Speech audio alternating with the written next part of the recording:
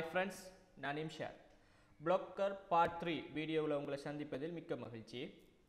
இந்த வீடியோவில் நம்ம எப்படி ஒரு புதுசாக ஒரு போஸ்ட் ஒன்று நம்ம ப்ளாக்கில் போடுற மெத்தட் என்ன செய்வோம்னா பார்ப்போம். ஃபர்ஸ்ட் ப்ளாக்கரோட வெப்சைட்டுக்கு வந்துட்டு லாகின் பண்ணுங்கள். லாகின் பண்ணிங்கன்னு சொன்னால் இதே மாதிரி டாஷ்போர்ட் தான் என்ன செய்யும் உங்களுக்கு வரும். எனக்கு நான் உருவாக்கின என் இமெயிலில் இருக்கிற ப்ளாக்கை காட்டுது. நீங்கள் லாகின் பண்ணிங்கன்னு சொன்னால் நீங்கள் என்ன ப்ளாக் உருவாக்கிறீங்களோ அதோட நேம் என்ன செய்யும் இங்கே டிஸ்பிளே ஆகும். நான் என்ன செய்கிறேன், நான் உருவாக்கின ப்ளாக்கை கிளிக் பண்ணுறேன்.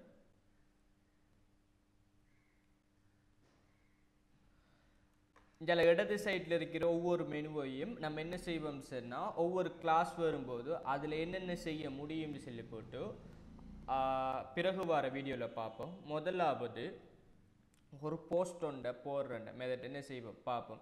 இப்போ நீங்கள் வியூ பண்ணி பாருங்கள். நம்ம உருவாக்கின ப்ளாக்கரை வந்துக்கிட்டு அதில் எந்த விதமான போஸ்ட்டும் என்ன செய்யாதுன்னு சொன்னால் இருக்காது. நம்ம சூஸ் பண்ணட் வந்துக்கிட்டு இப்படி தான் இருக்கிறது. அதில் எந்த விதமான போஸ்ட்டும் என்ன காணப்படலை. இதில் எப்படி போஸ்ட் போடுறன்றது தான் இப்போ பார்க்க போகிறோம்.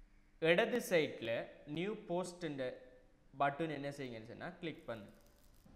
இதில் முதலாவது போஸ்டோட டைட்டில் கேட்கும். அதோட தலைப்பு என்ன. இப்போ நீங்கள் என்ன செய்யலான்னு சொன்னால் உங்களுக்கு விரும்பிய தலைப்பு இதுக்கு என்ன செய்யலான்னு சொன்னால் கொடுக்கலாம். அடுத்தது பொடின்ற டேக்குக்குள்ளே அந்த தலைப்பு சம்பந்தமான மேலதிக தகவல்களை நீங்கள் என்ன செய்யலாம்னு சொன்னால் டைப் பண்ணி கொள்ளலாம்.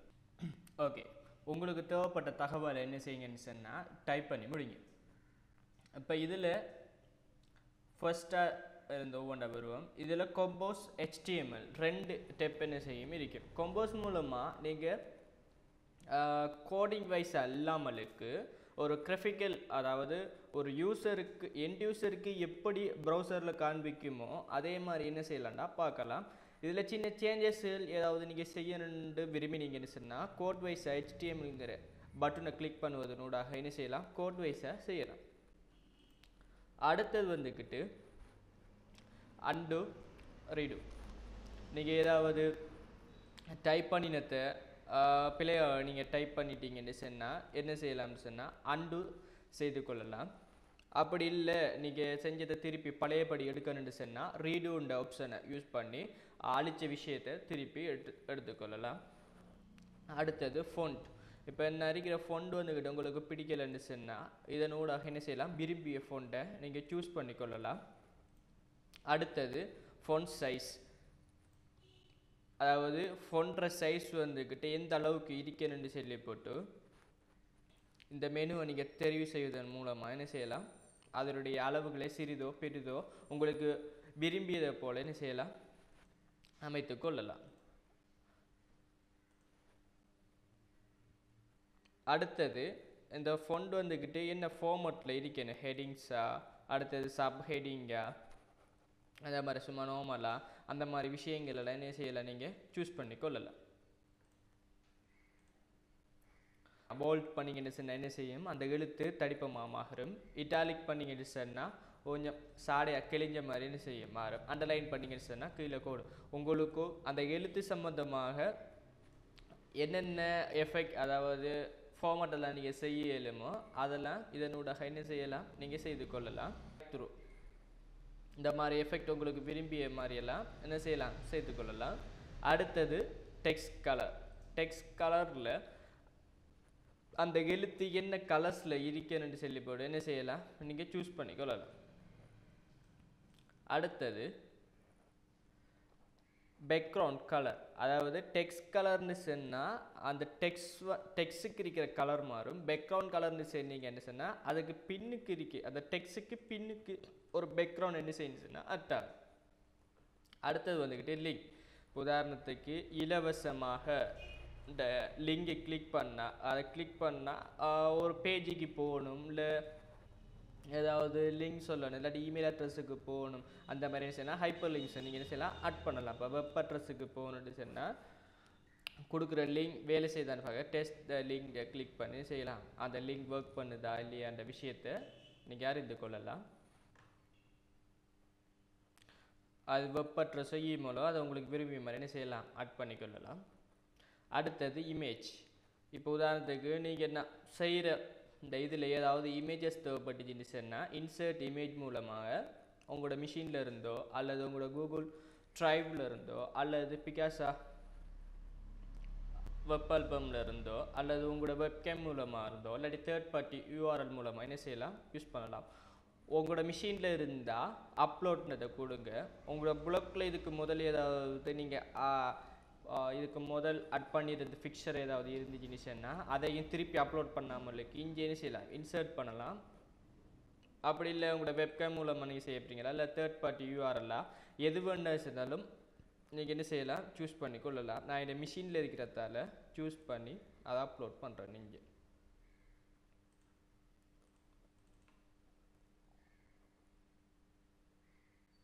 உங்களோட ஃபிக்சர் எங்கே இருக்கோ அந்த இடத்த நீங்கள் சூஸ் பண்ணி இமேஜை நீங்கள் என்ன செய்யலாம், அட் பண்ணி கொள்ளலாம்.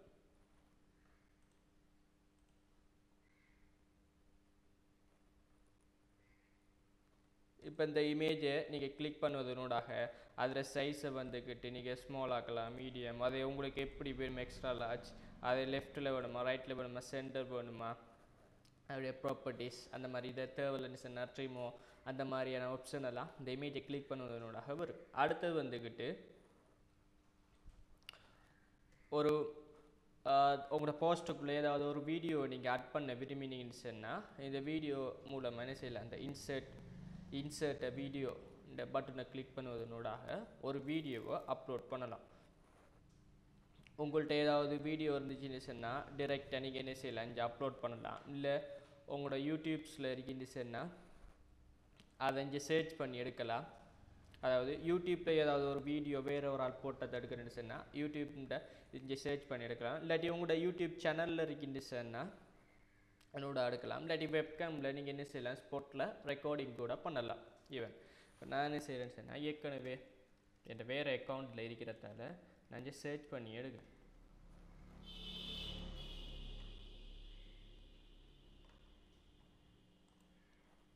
எனக்கு இந்த வீடியோ என்ன செய்கிறேன், செலக்ட் பண்ணி எடுக்கிறேன். இந்த வீடியோ வந்துக்கிட்டு அடுத்தது வந்துக்கிட்டு இன்சர்ட் ஜம்ப் பிரேக். இது என்னன்னு சொன்னால் ஒரு உங்களோட பேஜில் நீங்கள் போடுற போஸ்ட் வந்துக்கிட்டு கொஞ்சம் நீளமாக இருக்கிறது. ஹோம் பேஜில் வந்துக்கிட்டு கொஞ்சம் டிஸ்கிரிப்ஷன் தான் தெரியணும். யூசர் வந்துக்கிட்டு அவர் விரும்பினா ரீட் மோன்ற பட்டனை கிளிக் பண்ணி என்ன செய்யலாம், மேலதிக தகவலை பெற்றுக்கொள்கிற மாதிரி மேலதிகமாக வாசிக்கிற மாதிரி ஒரு பட்டனை செட்டப் செஞ்சு வச்சுருப்போம். ஹோம் பேஜில் கொஞ்சம் ஒரு போஸ்ட் சம்மந்தப்பட்ட கொஞ்சம் டிஸ்கிரிப்ஷன் தான் தெரியும். மேலதிக தகவல் வந்துடுச்சுன்னா அந்த போஸ்ட் அவர் கிளிக் பண்ணால் தான் தெரியும். அதை ஹோம் பேஜில் எது வரைக்கும் நீங்கள் பிரேக் பண்ண போகிறீங்க, அதாவது ஹோம் பேஜில் கொஞ்சம் சமரியாக அந்த போஸ்ட் என்னத்தை செல்ல வருதுன்ட்டு மேலுக்கு நம்ம எழுதி வச்சோம்னு சொன்னால் அவர் தெரியும். யூசருக்கு அது பிடிச்சிருந்து அவர் கிளிக் பண்ணி மேலதிக தகவலை செய்வார், வாசிப்பார். நம்ம என்ன செய்வோம், இது வரைக்கும் பிரேக் பண்ணுவோம்.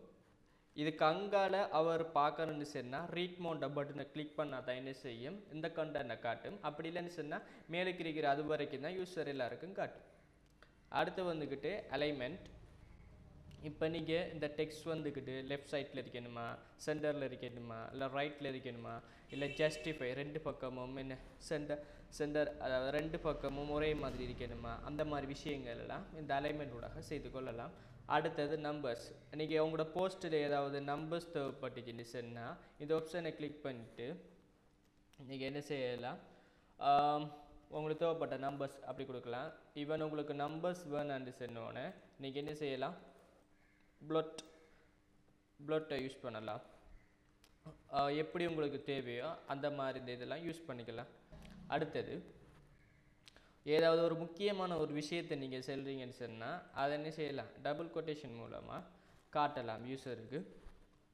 அடுத்தது நீங்கள் இதுக்கு பல ஃபார்மட் செஞ்சுருக்கீங்க, போல்ட், இட்டாலிக், அண்டர்லைன் இந்த மாதிரி விஷயங்கள்லாம் செஞ்சுருந்தீங்கன்னு சொன்னால் ஃபார்மட்டிங் ஒரே ஒரு கிளிக் செய்வதனூடாக அதுக்கு அசைன் பண்ணப்பட்டிருக்கிற எல்லா விதமான எஃபெக்டும் என்ன செய்யணுச்சுன்னா ரிமூவ் ஆகும். அடுத்தது ஸ்பெல் செக். இதை நீங்கள் கிளிக் பண்ணுவதனூடாக ஏதாவது நீங்கள் இங்கிலீஷில் தப்பாக டைப் பண்ணியிருந்தீங்கன்னு சொன்னால் அதை என்ன செய்யும், இண்டிகேட் பண்ணி காட்டும். அடுத்தது இந்த வலது சைடில் பார்த்தீங்கன்னு சொன்னால் லேபிள்.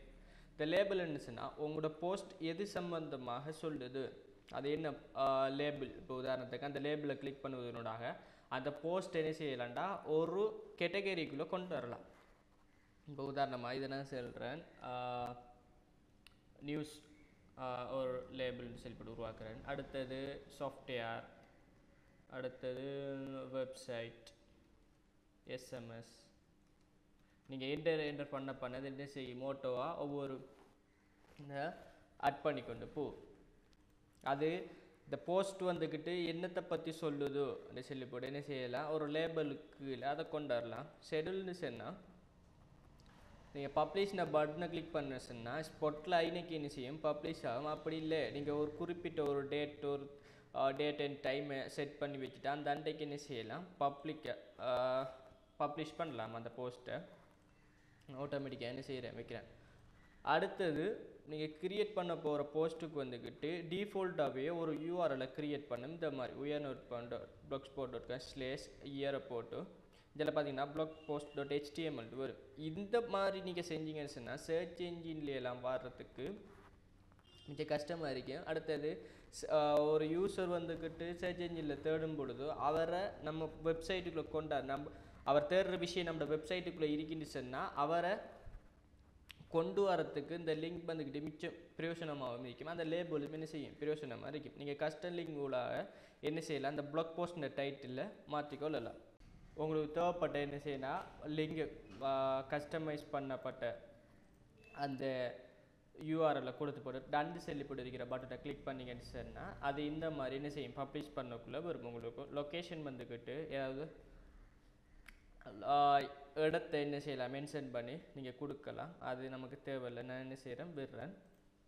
உங்களுக்கு தேவைப்பட்ட என்ன செய்ய கொடுங்க. அடுத்தது ஆப்ஷனில் பார்த்தீங்கன்னு சொன்னால் ரீடர் வந்துக்கிட்டு இந்த போஸ்ட்டுக்கு கொமாண்ட், அதாவது அந்த போஸ்ட்டுக்கு அவர் கொமாண்ட் கொடுக்கலாம் இல்லையான்னு சொல்லிவிட்டு என்ன செய்யலாம் சூஸ் பண்ண வைக்கலாம். அந்த ஆப்ஷனை நீங்கள் இதில் என்ன செய்யுங்க சூஸ் பண்ணுங்கள். நான் ரீடர் வந்துட்டு கொமாண்ட் என்ன செய்யலாம் கொடுக்குற டிஃபால்ட் ஆப்ஷனே கொடுக்குறேன். இப்போ ஓகே இது எல்லாம்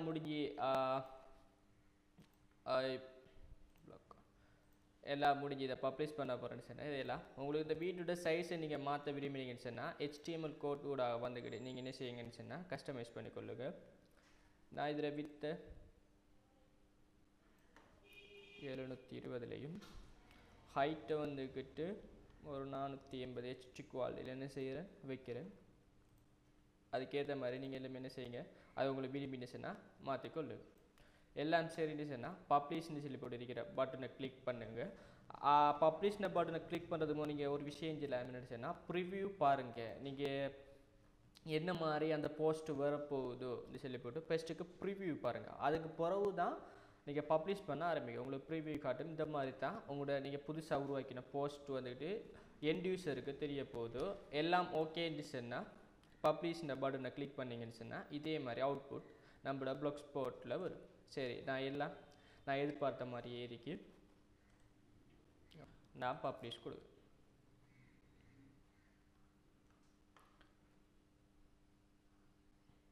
இதை வந்துக்கிட்டு உங்களோட கூகுள் ப்ளஸில் ஷேர் பண்ணியாண்டு கேட்குது. நீங்கள் விரும்பி என்ன செய்யலாம் ஷேர் பண்ணலாம். நான் தற்போதைக்கு ஷேர் பண்ண விரும்பலை. நீங்கள் பப்ளிக்கு ஷேர் கொடுத்தீங்கன்னு சொன்னால் அவங்களோட கூகுள் ப்ளஸில் இருக்கிற ஃப்ரெண்ட்ஸுக்கும் அந்த போஸ்ட் என்ன செய்யும் ரீச் ஆகும். அந்த யூஸர் வந்துட்டு நம்மளோட ப்ளாக்குக்கு வந்துக்கிட்டு அதை பார்ப்பாங்க. இந்த போஸ்ட்டை என்ன செய்யலாம் கிளிக் பண்ணி நான் வியூ பண்ணி பார்க்கலாம்.